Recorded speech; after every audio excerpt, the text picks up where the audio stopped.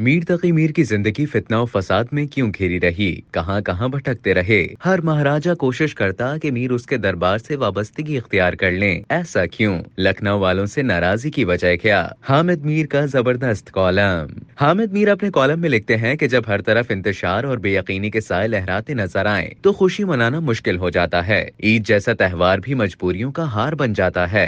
ऐसे माहौल में शायर और अदीब का लहजा सख्त हो जाता है, और अगर वो मीर तकी मीर की जिंदगी की तरह तुंद मिजाज हो तो दीवाना या फसादी करार पाता है। मीर तकी मीर की जिंदगी शोरिशों और फितनों और फसाद में घिरी रही। वो गोशा आफियत की तलाश में आगरा, लखनऊ और दिल्ली के दरमियान भटकते रहे। ये मुगलिया सल्तनत के जवाल का दौर था। हिंदुस्तान में राजों, महाराजों और नवाबों की बहुतात थी, जिन्होंने शहर शहर अपनी अपनी हुकूमतें कायम कर रखी थी। उनकी ना इत्तेफाकी का फायदा उठाकर कभी नादिर शाह दिल्ली पर हमला करता और कभी अहमद शाह अब्दाली अजाब की तरह नासिल हो जाता। हर महाराजा और नवाब ये कोशिश करता कि मीर तकी मीर उसके दरबार से वाबस्तगी इख्तियार कर लें, लेकिन मीर साहब बड़े बड़े ओहदों पर विराजमान छोटे लोगों की खुशामद को जमीर फरोशी समझते थे।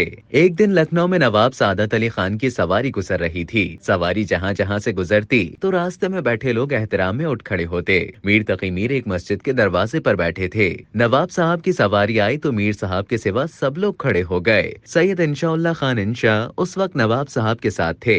नवाब ने मीर तकी मीर की तरफ इशारा करके पूछा कि ये कौन शख्स है। इंशा ने बताया कि एक मुतकब्बिर शायर है, जिसके पास खाने को तो कुछ नहीं, लेकिन मिजाज में बड़ी तमकनत है। नवाब ने खादिम के हाथ खिलत और 1000 रुपए भिजवाए और मुलाकात की दावत दी। मीर साहब ने बड़े तजाहुल आरफाना के साथ खादिम से कहा कि ये रुपए मस्जिद को दे दो और खिलत वापस ले जाओ, क्योंकि मैं कोई मोहताज नहीं हूँ। इंशा को फिक्र हुई कि मीर साहब का इनकार नवाब के गुस्से का बायस बन सकता है, लिहाजा खुद मीर साहब की खिदमत में हाजिर हुए और अर्ज किया कि जनाब अपने हाल पर नहीं तो आल पर रहम कीजिए और बादशाह वक्त का हदिया कबूल फरमाइए। इंशा के इसरार पर मीर साहब कभी कभी दरबार जाने लगे, लेकिन उनकी आप बीती जिक्र मीर में लखनऊ वालों से नाराजगी बड़ी वाज़े नजर आती। मीर साहब ने 1810 में लखनऊ में वफात पाई, लेकिन सितम जरीफी देखिए कि अहले लखनऊ मीर तकी मीर जैसे बड़े शायर की कब्र को महफूज ना रख सके।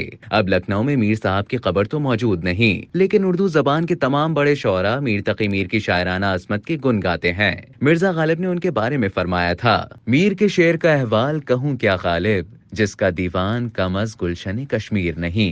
मीर साहब के अशार की खुसूसियत यह है कि जमाना बदल जाता है, लेकिन उनके अशार की अहमियत अपनी जगह पर कायम रहती है। उनके कुछ अशार को इतना ज्यादा इस्तेमाल किया गया कि उनमें अपनी मर्जी के अल्फाज शामिल कर दिए गए, और जब तक मीर साहब का दीवान आपके पास ना हो, आपको मीर तकी मीर के कुछ मकबूल अशार उनके दीवान में मौजूद अशार से मुख्तलिफ नजर आएंगे। उनका एक शेर बहुत गलत अंदाज में बोला जाता है, मीर क्या सादा है बीमार हुए जिसके सबब उसी अत्तार के लौंडे से दवा लेते हैं। मीर तकी मीर के दीवान में ये शेर उनकी एक गजल के आखिर में कुछ यूं है, हम फकीरों को कुछ आजार तुम ही देते हो, यूं तो इस फिक्रे से सब दुआ लेते हैं, चाक सीने के हमारे नहीं सीने अच्छे, उन्हीं जख्मों से दिलो जान हवा लेते हैं। मीर क्या सादे हैं बीमार हुए जिसके सबब उसी अत्तार के लड़के से दवा लेते हैं। मीर साहब ने इसी गजल के आखिरी शेर में अत्तार के लड़के से दवा लेने को बहुत बड़ी गलती करार दिया। उनके कुछ मेहरबानों को अत्तार पर बड़ा गुस्सा था, लिहाजा उन्होंने लड़के को लौंडा बना दिया ताकि अत्तार को मुतनाज़े बना दिया जाए। अत्तार दरअसल इत्र फरोश को कहा जाता है। शायद मीर साहब ये कहना चाहते थे कि अगर आप बीमार हो जाएं तो किसी हकीम या तबीब के पास जाएं, अत्तार के पास ना जाएं, और अगर अत्तार के पास चले भी जाएं तो उसके लड़के से दवा ना लें। एक दफा अत्तार के लड़के से दवा लेकर ज्यादा बीमार हो जाएं तो बार बार उसके पास ना जाएं। इस सादा से शेर में बड़ी काम की बात छुपी हुई है, जो सिर्फ थोड़ी समझ बूझ रखने वालों को ही समझ आ सकती है। मीर तकी मीर के जमाने में बड़े ओहदों पर विराजमान छोटे लोगों को अपनी कमजोरियों और बीमारियों की वजह से मालूम ना हो सकी, क्योंकि वो बार बार किसी अत्तार के लड़के से दवा लेते रहे। इस दवा में झूठ और खुशामद की मिकदार इतनी ज्यादा होती थी कि ये बादशाह और नवाब अपनी झूठ या ना के गुलाम बन जाते, और कभी नादिर शाह और कभी अहमद शाह अब्दाली के हाथों बर्बाद हो जाते। मीर साहब अपनी मसाइब भरी जिंदगी में कई दरबारों के वजीफा ख्वार रहे, लेकिन वजीफा लेने के बावजूद सच्ची बात कहते रहे और फिर ख्वार होते रहे। नवाब आसिफ दौला और नवाब सादत अली खान को उनकी बात उस वक्त समझ आती जब बार बार अत्तार के लड़के से दवा लेकर वो बीमार पड़ जाते।